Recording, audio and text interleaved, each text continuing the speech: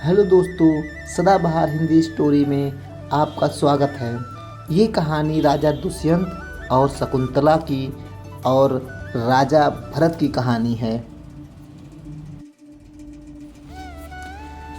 भरत हस्तिनापुर के राजा दुष्यंत के पुत्र थे।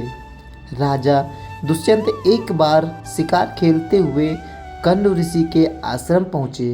वहाँ शकुंतला को देखकर वह उस पर मोहित हो गए और शकुंतला से आश्रम में ही गंधर्व विवाह कर लिया। आश्रम में ऋषि कण्व के न होने के कारण राजा दुष्यंत शकुंतला को अपने साथ नहीं ले जा सके। उन्होंने शकुंतला को एक अंगूठी दे दी जो उनके विवाह की निशानी थी। दुष्यंत और शकुंतला की कथा। एक दिन शकुंतला अपनी सहेलियों के साथ बैठी दुष्यंत के बारे में सोच रही थी। उसी समय दुर्वासा ऋषि आश्रम में आए। शकुंतला दुष्यंत की याद में इतना अधिक खोई हुई थी कि उसे दुर्वासा ऋषि के आने का पता ही नहीं चला। शकुंतला ने उनका आदर सत्कार नहीं किया, जिससे क्रोधित होकर दुर्वासा ऋषि ने शकुंतला को शाप दे दिया कि जिसकी याद में खोए रहने के कारण तूने मेरा सम्मान नहीं किया, वह तुझको भूल जाएगा। दुर्वासा एक मुनि जो शंकर के अंश से उत्पन्न अनुसुया और अत्रि के पुत्र थे। ये अत्यंत क्रोधी थे। शकुंतला की सखियों ने क्रोधित ऋषि से अनजाने में उससे हुए अपराध को क्षमा करने के लिए निवेदन किया।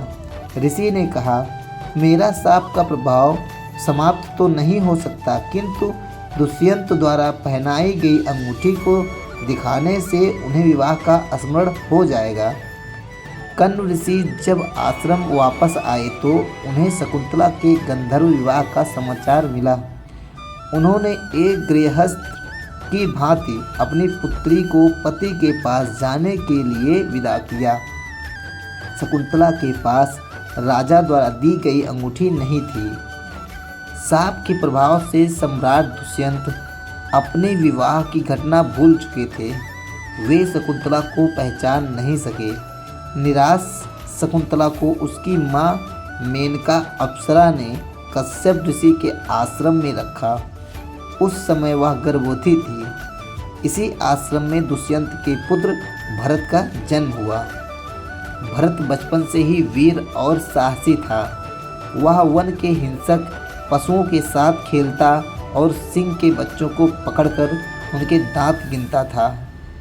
उसके लिए निर्भीक कार्यों से आश्रमवासी उसे सर्वदमन कहकर पुकारते थे।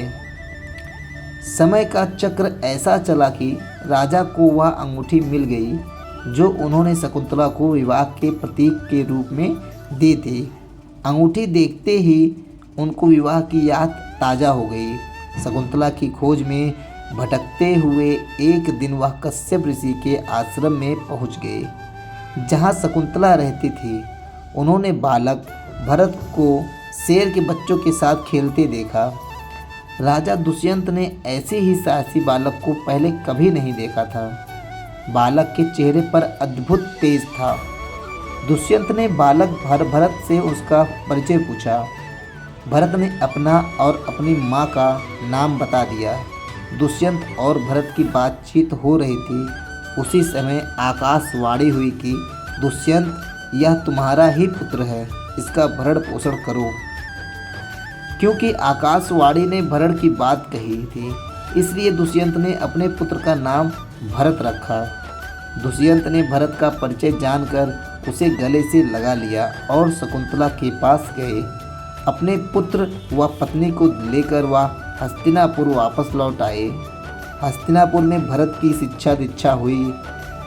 दुष्यंत के बाद भरत राजा बने। उन्होंने अपने राज्य की सीमा का विस्तार संपूर्ण आर्यावर्त उत्तरी मध्य भारत में कर लिया।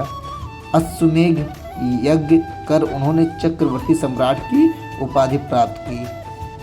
चक्रवर्ती सम्राट भरत ने राज्य में सुदृढ़ न्याय व्यवस्था और सामाजिक एकता सद्भावना स्थापित की। उन्होंने सुविधा के लिए अपने शासन को विभिन्न विभागों में बांटकर प्रशासन में नियंत्रण स्थापित किया। भरत की शासन प्रणाली से उनकी कीर्ति सारे संसार में फैल गई। तो शेरों के साथ खेलने वाले इस भरत के नाम पर ही हमारे देश का नाम भारत पड़ा। तो दोस्तों, ये कहानी आपको कैसी लगी कमेंट बॉक्स में ज़रूर बताइएगा और हम मिलते हैं एक दूसरे कहानी में। तब तक लिए जय हिंद दोस्तों।